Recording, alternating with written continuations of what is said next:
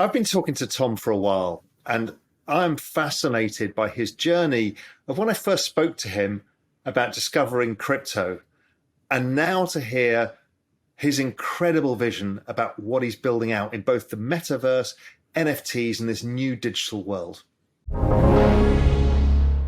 Tom, how the devil are you? I'm good. These are strange times that we are confronted with. But yeah, man, I'm good. This is my first time being aware of like what's going on at a macro level while it's happening. So it is utterly fascinating. Yeah, because I remember the times that I've come on to speak to you about the macro and trying to help you get that understanding and for your audience as well. Yeah. And here we are in like a macro whirlwind, right? Woo. Yes. Yeah. It's interesting, man. I would be lying if I said that it wasn't deeply concerning, but it's, I think, far better to be on this side where I actually know what's happening than to just sort of go along for the ride. So, but I'm buckled in, that's for sure. And how, before we go into what you're up to, but how do you feel this plays out? I mean, everybody's now getting super nervous. I'm getting super nervous about the bond market. It just seems to be unanchored from everything. And it's the big daddy, it's the risk-free rate for everything. How are you thinking this through? You're obviously getting nervous too about the economic situation, and your audience is probably getting nervous. Talk me through a bit about that.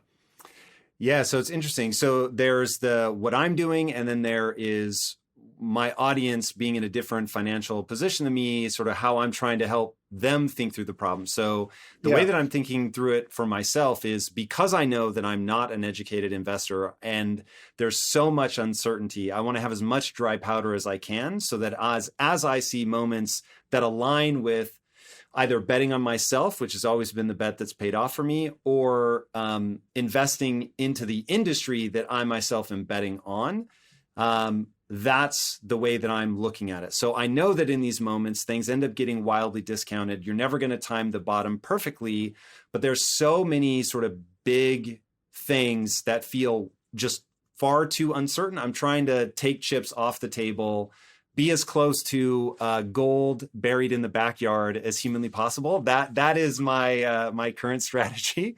And then looking for either moments of things that I understand really well, like, ooh, I know that is an opportunity, and so I'm willing to place a bet on that.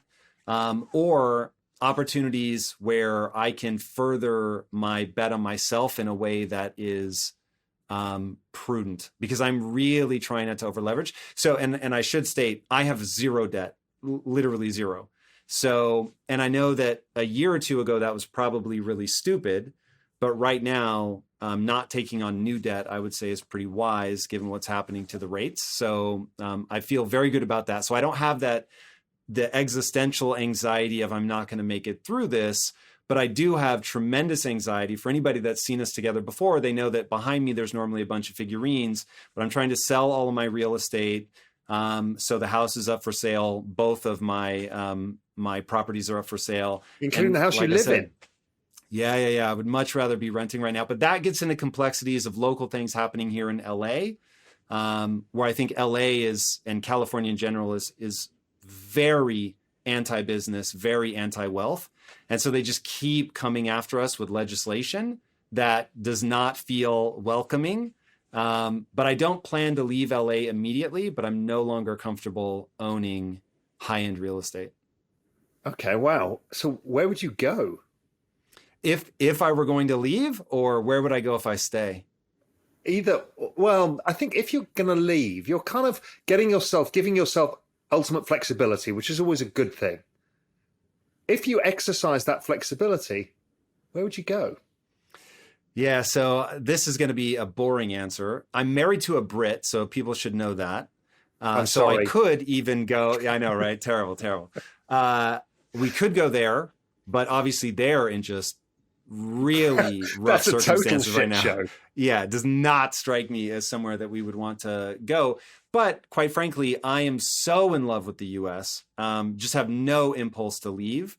But I am looking at who's giving the signals that they're most future facing, that they understand what I believe to be just that the data backs up the following statement, which is that you need government, you need some regulations, but you want a light touch. And so who has that light touch? Who is backing off on taxes so that more jobs are going to be created? Who understands what it's going to take to navigate through what could be the most brutal economic experience that certainly of my lifetime? So, you know, as I think about that, I don't want to be in a state where they are, you know, putting rules and regulations around stuff that even in a good economy, I don't think is necessarily wise. And then certainly in a difficult economy, it's like, I'm going to need as much room to operate as I can.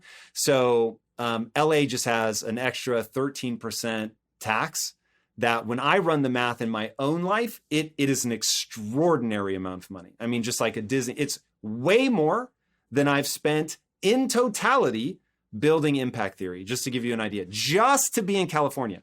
So when I think about that, I'm like, wow, I could get 7 years of investment into a business that's thriving with the money just that I pay in California. So I would go somewhere like, I'll tell you the places that my wife and I, and again, we don't currently plan to leave LA. And that I keep saying that because my employees need to know that we do not actually have a plan right now to leave LA.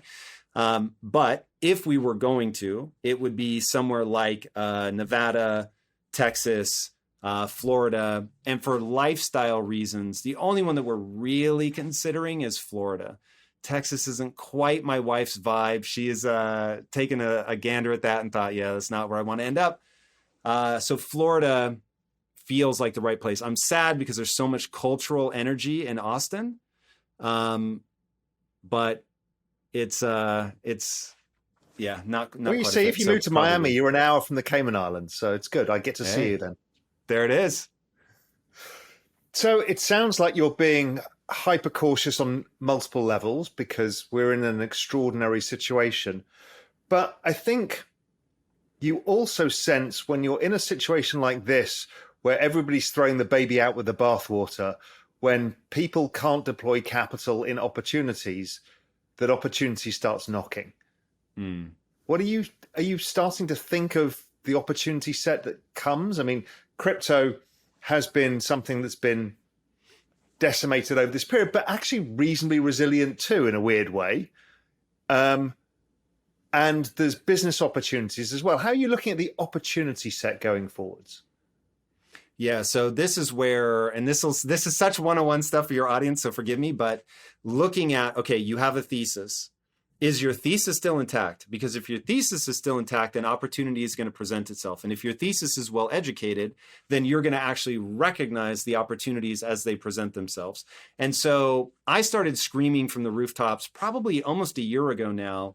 When we launched our NFT project, people wanted me to run it in a way that I was like, that does not make any sense. And it was all about they were treating it, they wanted me to treat it like a stock. And I was like, that is not the future of NFTs.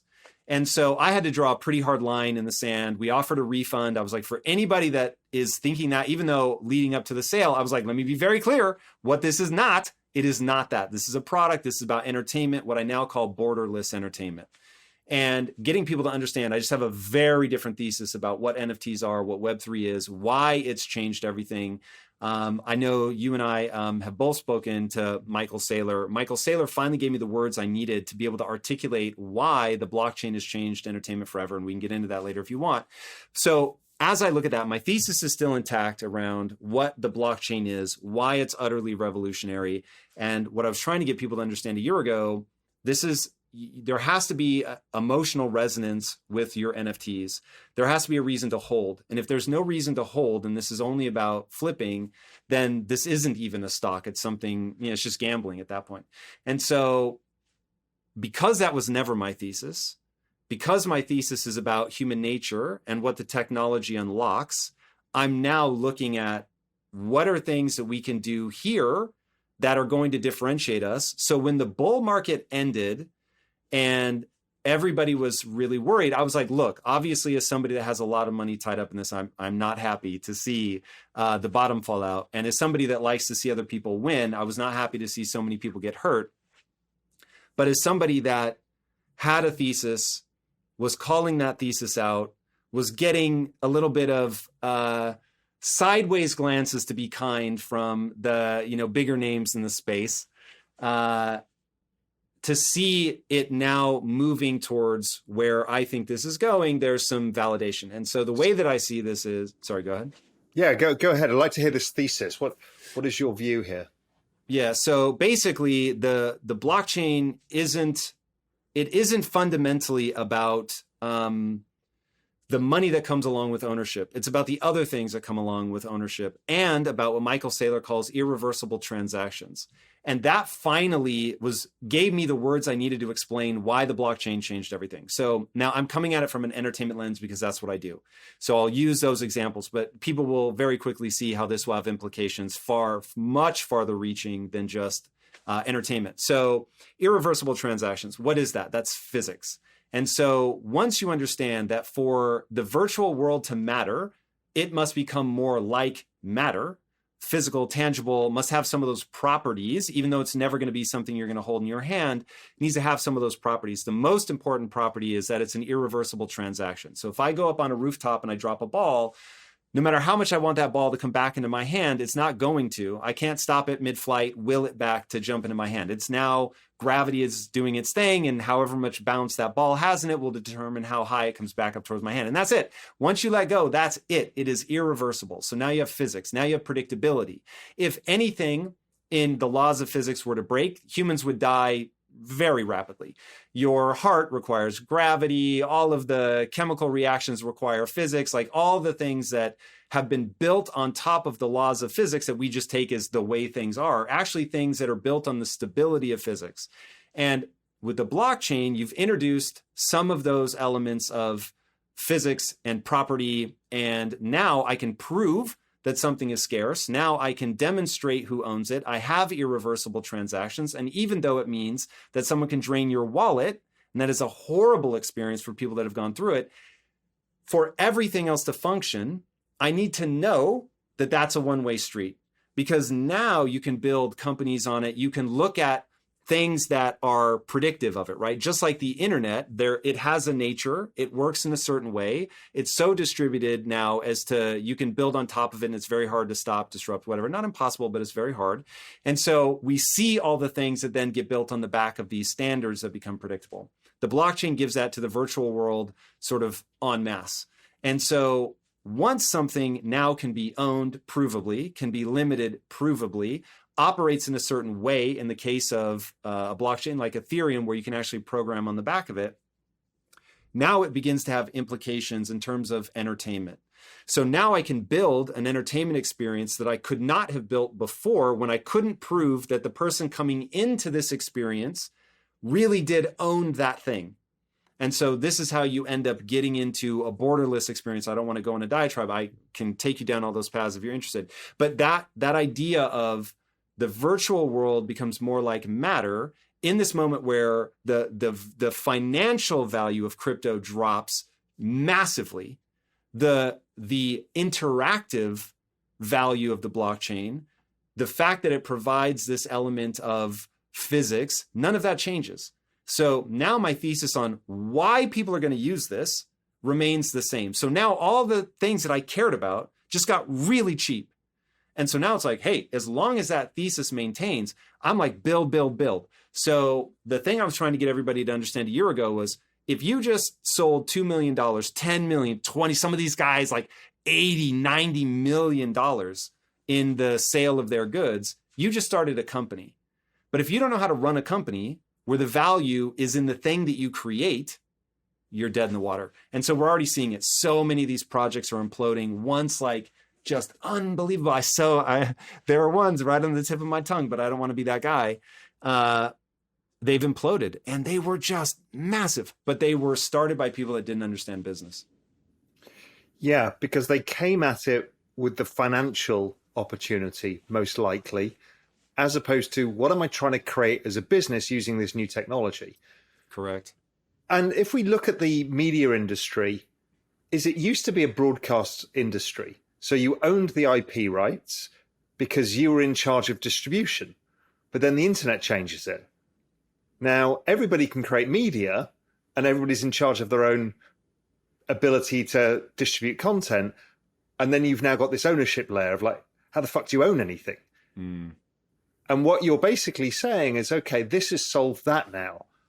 Media can be borderless. I presume this is what you mean by board. In fact, talk me through your borderless media idea. Okay, so Borderless Entertainment means that right now, if you're a filmmaker of my generation, so I grew up in the 80s, went to film school in the 90s, and just thought I would make movies that way, that everybody would go to the movie theater, you'd sit in the perfect middle seat, and it would be a wonderful experience. And of course, it's not how it works now. And if you watch somebody watching something on Netflix, they've got their phone in their hand, and so it becomes a second screen experience. And at first, I was really heartbroken, man. I really felt like I had missed my moment in life because I got into business so that I could control the finances, so I could tell stories the way that I wanted. But that took so long that I ended up entering the space as an artist 20 years late. And that was really, really heartbreaking. And as I thought through it, I thought, okay, in any moment of disruption, there's a moment of opportunity. So I see the disruption, but what's the opportunity? And I couldn't really see it until the blockchain. And then I was like, oh my God. So now with the blockchain, you're carrying your, what I call a signaling molecule, which is a term taken from biology, that when you eat food, it's not a calorie is a calorie is a calorie. It's that fat tells your body to do one thing. Carbohydrates tell your body to do another. Fructose tells your body to do something different, even than sucrose. So it's like getting an understanding of, you get these different molecules inside your system and they tell your body to do different things. Okay, so now with the blockchain, we create these things called NFTs. Those NFTs are signaling molecules. They aren't just a picture of a bored ape. That's why it makes me laugh when people are like, oh, you can right click save it. It's like, all you have is the image. You don't have the matrix code that thing is built on top of. And the matrix code, I can interact with it. So now I can create an experience where, yeah, maybe you're watching a TV show, but I could do something where, because you have that NFT, I give you a deeper experience. So let's say in the credit sequence, there's a code. You enter that code into your phone. Your phone then checks to see if you have that item in your wallet. You do. It now opens something up. So another experience could be a gaming experience, could be a credit sequence, whatever we want it to be. And then let's say if you've done that, you watched the movie, you got the code, you entered it into your phone, you now, let's say I give you a new NFT. That NFT allows you to have another experience, but only if you're on the subway in New York, right? And so now you can do all of this stuff where there's so much data, cookieless data being generated. I want people to understand this. This is a recent revelation for me, that all the data that we thought was going to be lost as marketers to the iPhone change, there's so much data that we're kicking off all the time. And what NFTs do is allow you to own that data. So now it's not being monetized by a company. It can either be kept secret by you or monetized by you. But if you own one of my NFTs and you allow me to see that, oh, you're in this place, I can trigger geofenced experiences that tie into the game. I can put real NFTs in a physical location. So, hey, if you go to Central Park, there's going to be 10 items, kind of like Pokemon Go, but they're going to be real NFTs that then can further another experience. And so as we build out Project Kyzen, which is like our marquee thing, which is an NFT-based 3D avatar creation engine. It's built inside of the Unreal Engine. So you're basically creating an online identity in the way that you'd create a game character. And then there's a game world, kind of like a mini metaverse, if you will, that you can travel around.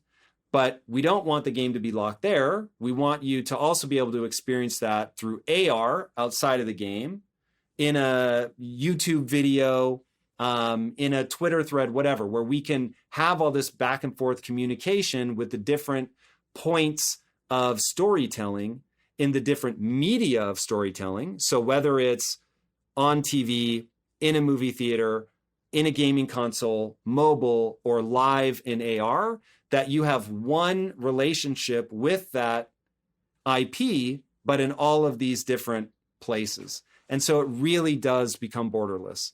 And that's only possible because of NFTs. This sounds wildly ambitious, though. How do you go about doing something like this? So it's all easy for us to all have the hand-wavy idea. Borderless entertainment.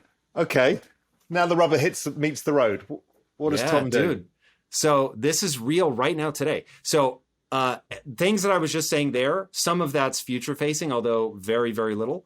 I'll give you the things you could do right now today that I've witnessed with my own eyes. So I don't know if you're familiar with spatial web at all yet, but Yes. this is fascinating. For people that don't know spatial web yet, this really is sort of metaverse 1.0.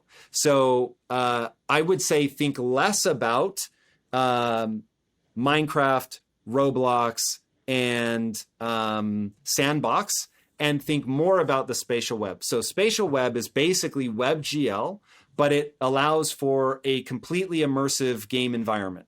So you can, right now today, I have seen this, and I don't know if this company's in stealth, so I won't say their name, but I don't think so. I think they're getting pretty close. They might be angry that I'm not going to mention their name, but what they have right now, I saw it working on my computer, so you don't need anything fancy.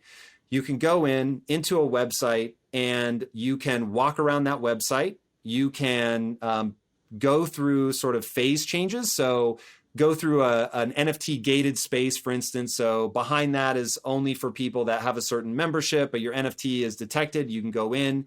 It is both, I don't know if they offer an on-ramp, but it's certainly an off-ramp, excuse me, but they offer an on-ramp for fiat. So there's no, like, you don't have to think about, like, do I have a wallet? What chain am I on? Nothing. That's all happening invisibly in the background. I can go in. It will detect NFTs that I have in my wallet. It will open more of that world to me based on what I'm holding in my wallet. I can have an integrated experience where I could stream Netflix in there if I wanted. I, as Impact Theory, could broadcast into that space. You can build it in the design of a city so that you could sell apartments inside of an apartment building that has literal sort of physicality within that space, meaning that you have to take the elevator to get up. But of course, this is the virtual world. So you could take the elevator to Mars, or you could take the elevator to Switzerland, whatever, Cayman Islands. I could come and hang out.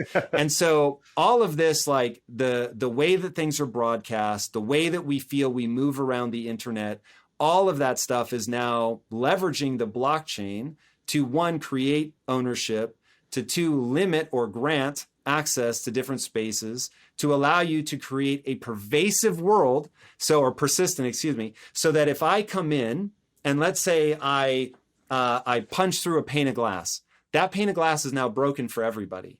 If I come in and I put a flower pot, that flower pot there now is for everybody. And so you're able to create these persistent worlds right now today that you can navigate through as if it's a website. So everything is just as clickable as it would be on a website. So you walk into, let's say, my house. I could do LiDAR. This is all real right now today. I could come in and LiDAR my house and turn that into a spatial website experience.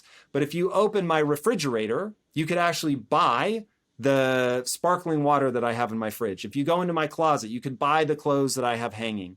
And so to this point of borderless entertainment, even the website itself is borderless, man. So you could be there doing all of that stuff, spatial web, moving around, controlling it just like you would control a video game. You could be doing it with a controller, but you can also just scroll down to a normal flat 2D section of the website, scroll back up, and you're back in the immersive. And so it's what exists today is already incredible. And then where this is, and the AR stuff, all of that obviously is real, but you just have to do it on your phone. So it's not seamless in the way that we would want it to be seamless yet. But this goes back to, okay, you're in a bear market. What happens in a bear market? The believers build. And so right now, the people for whom the thesis hasn't broken, they're still building. And so we're going to see as we go back into the next bull run, what's that going to take? 3 years, 4 years, 5 years? Probably.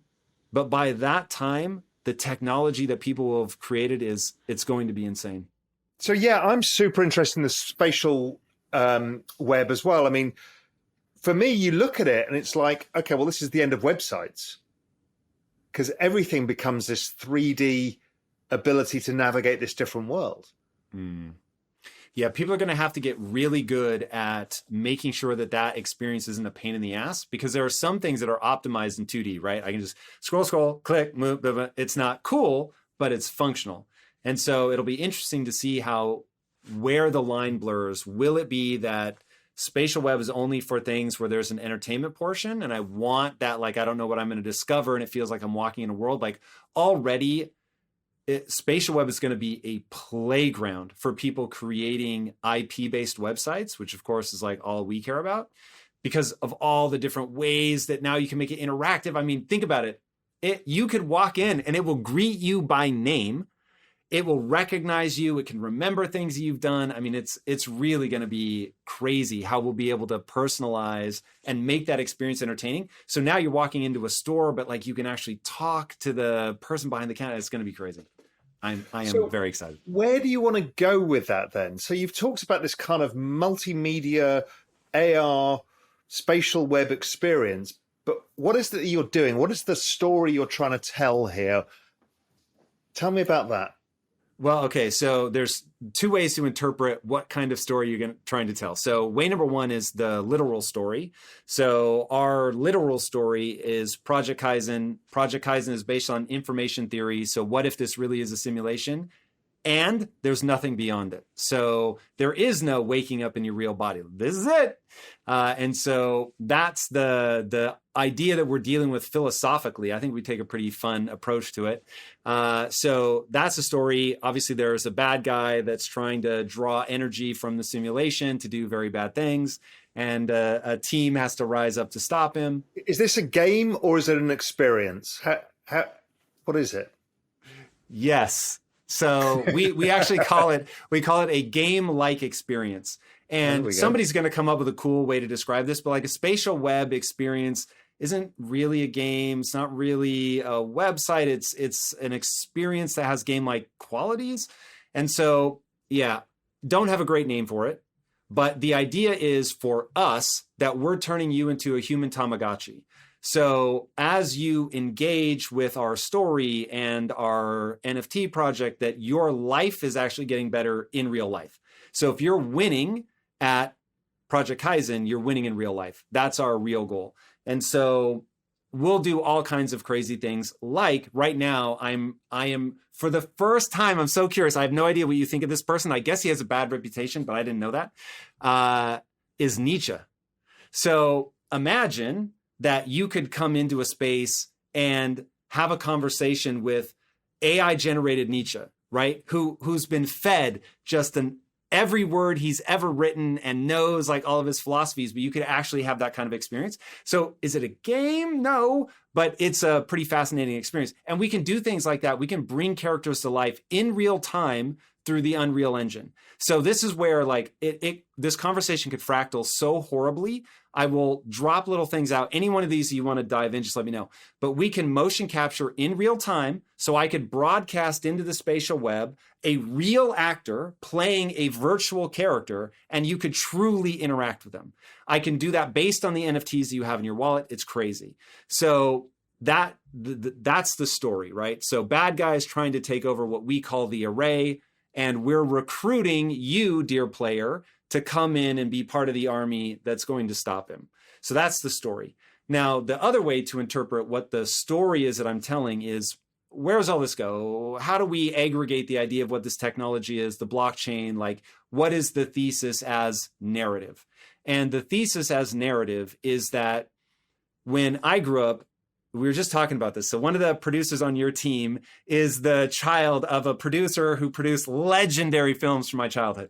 So we were talking about some of those legendary films. And what happened was you had those filmmakers became the filmmakers that we saw in the early 2000s, right? There was a crystallization of what filmmaking meant. It became very big, very bombastic, global, went everywhere. An audience in China could read a visual film as easily as an audience could read it here. And so just as everything else globalized, so did storytelling, because we were all raised on a certain way of cutting. Even now, kids are raised on anime. So even something that seemed, in the 80s was so obscure from Japan, now is like mainstream. So it's like, you get the best of the best from all over the globe, and everyone all over the world understands it.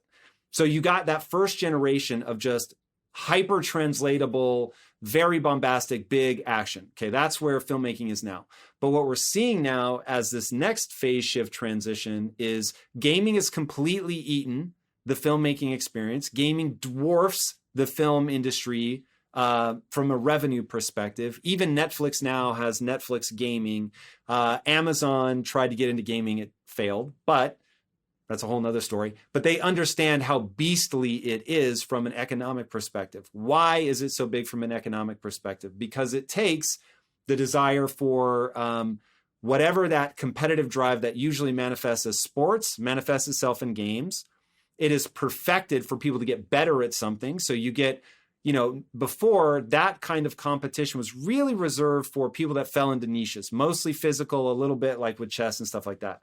But now it's like you can play war, as terrible as I know that will sound to some people, but guys have like a really hardcore in-bed drive. Like you can give a 3-year-old that grew up in any society a stick and they're going to turn it into a weapon of some kind. It is what it is. And so you can now play that kind of stuff. You can optimize the learning curve to maximize the dopamine secretion. So you get in this incredible loop of actually turning potential into skill set, which I believe is the whole point of life anyway. So games becomes this dominant form of entertainment. And as it gets more sophisticated, people realize, well, wait a second, I don't have to choose between movies and gaming. I can actually bring them together. And so you really saw this shift begin to happen with Hideo Kojima and the Metal Gear Solid series, where he was bringing these crazy long cut sequences in the middle of the game that if you didn't watch, you couldn't figure out where to go next. It was incredible. And so now gaming has taken on deep storytelling, incredible character development, that you are playing as the character in the story, and that resolving the story is as fun as the twitch elements of the game. So incredible. And now we're bringing in more mechanics with loot boxes and things like that to get people excited. I can win. There's rarity, there's collectability, all this. Then you layer on top of that NFTs. So now that collectability, rarity, you own, and it has the signaling molecule effect. So it's entertainment evolved, and it's entertainment evolving with the people that have grown up watching films, playing games, and really coming into their own wanting sovereignty. And so as I look at the societal shift that brought us the kind of films that we wanted, globalization, as I look at the technology shift that brought us this interest in experiential online gaming versus other people where I could interact and beat a real human being, layering in that story, and now layering in sovereignty, ownership, and all of the amazing things that the blockchain will do, which then allows for these really subtle, hyper niche stories where instead of being gaming first, story second, we're going to get ones that are story first, gaming second. That'll appeal to a certain type of gamer. And then that'll allow us to infuse real life with elements of gaming so that your commute, thanks to Borderless Entertainment, no longer has to be boring. That can be a full entertainment experience unto itself that's either geo-targeted or reactive to, oh, the trains are late. Great. Oh my God, I'm so excited. Trains are late, because this part of this game only triggers when the real world event of that train being late happens. That's the kind of stuff that you're going to see. I mean, it's an extraordinary vision. How do you afford to build this out? It sounds it's an enormous amount of planning and thought and unproven stuff. And, it's a lot here. Yeah. So Web3, in my estimation, has introduced stair-step building. So right now, if you want to build a AAA game, it's going to be 7 years and $350 million. It is an insane undertaking. But what I think we're going to get from the Web3 movement is the ability to build this stuff in phases. So for instance, what we've done with Project Kyzen is we've created that avatar engine. So you can go in, you can build your avatar. There's a mini game in there. I won't give too much away because we haven't revealed it to our audience yet, but you'll have a nice, it's an extraordinarily sophisticated way of getting a PFP or a really basic beginning to a game. And so depending on what lens you look at it, it's either extremely revolutionary, nuanced, complex, and wonderful, And then from a Web 2 perspective, it's like, bruh, like that's the default. If you don't have that in my game, like I'm not even, what are we even talking about here? So, but building that for somebody who wants a PFP, it's like, oh man, I came in, I just wanted a PFP. And you've given me the ability to make the PFP mine instead of handing me one that's pre-done. I now get to build it up. I can complete it. I have a PFP just like anybody else on Twitter. But unlike everybody else on Twitter, I can break that back into hat, body type, shirt, pants, shoes, weapon. Change them however I want, either by buying, earning, trading, whatever, reconfigure it, re-export that back to the blockchain as a PFP, and now I've got my PFP again. So it's a revolutionary PFP builder, and it's a part of it's the first step towards building out a AAA game experience. And so since we have a very different, it's not a Twitch game, it's not going to be a first-person shooter, it's like we're building out a new mechanic already. So then it's the next part becomes spatial web. So, okay, cool. Now you're going to have your experience that you're going to create. Let's say if you've read Ready Player One, you create your room, you invite other people, other players into that space. What they do in your space is persistent. So if they come in and move something, that thing's actually moved. And so there's a sense of who I invite in matters. What we do in that space matters. And they're already throwing shows and things like that with real DJs and stuff inside of the virtual space. And so you're customizing a space to meet your needs. You're showing your art and all that stuff in a virtual world. Who gets invited in matters. So going back to the idea of for things in the virtual world to matter, they have to be more like matter. So that continues. So that gives you another part of this experience. Then I can inject the game into your space. So now somebody, the villain, walks into your room and they can grab you, drag you into another space, whatever, but they move the story forward in some new way. And so then we can, and you literally build the stuff modularly. So when does the villain come in and grab you from your space? When I finish building the space he's going to take you into, right? So you build that next experience and then the story moves forward. But because each of those pieces is still there, they're interactive, they're ever-changing based on you, it stays fresh. And you fund it via the sales of NFTs so you can build out the next layer. You fund it by I think people will get themselves in trouble if they're funding everything through the sale of NFTs, but that will be one of your revenue streams. But it shouldn't be the only revenue stream in my estimation. So there should be other things that you're doing that are... I mean, and they may be NFTs, but they're not going to be the way that people perceive NFTs now. And this is why I think the word NFT is going to go away. So I'll give you an example. If you buy a Clone X, that is inert in and of itself, but it will act as a signaling molecule. So it will give you something else. So it lets you get a vial, for instance, one of their mint vials or whatever. So going back to Project Kyzen, there are the keys, the founder's keys, which get you the initial drop of souls, which don't worry about what that is yet, and then the items themselves. But later, you can just earn like a new sword. Now, you could think of that sword as an NFT because it technically is, but that sword is just a sword. It's just that the technology leverages it's just NFT a digital technology. Asset. It's a digital asset. Exactly. So putting it on the blockchain is just so that we have the properties of physics. So there's a very important nuance, and this might be something your audience will care deeply about. There's a very important nuance in there for the SEC to understand. Because if you come after my sword, like I think that's a stock or somehow represents a piece of my company, that's stupid. That's a fundamental misunderstanding of the technology and the setup. So that's why I say we really have to start getting nuanced in what is it that you sell. Because to me, an NFT is like a full-blown signaling molecule. It's this thing that is at a foundational level that other things spring from.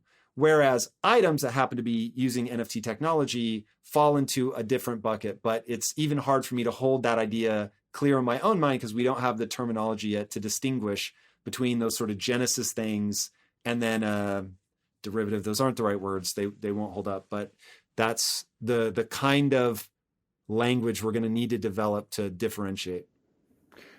Did you think you were going to be a pioneer of this level?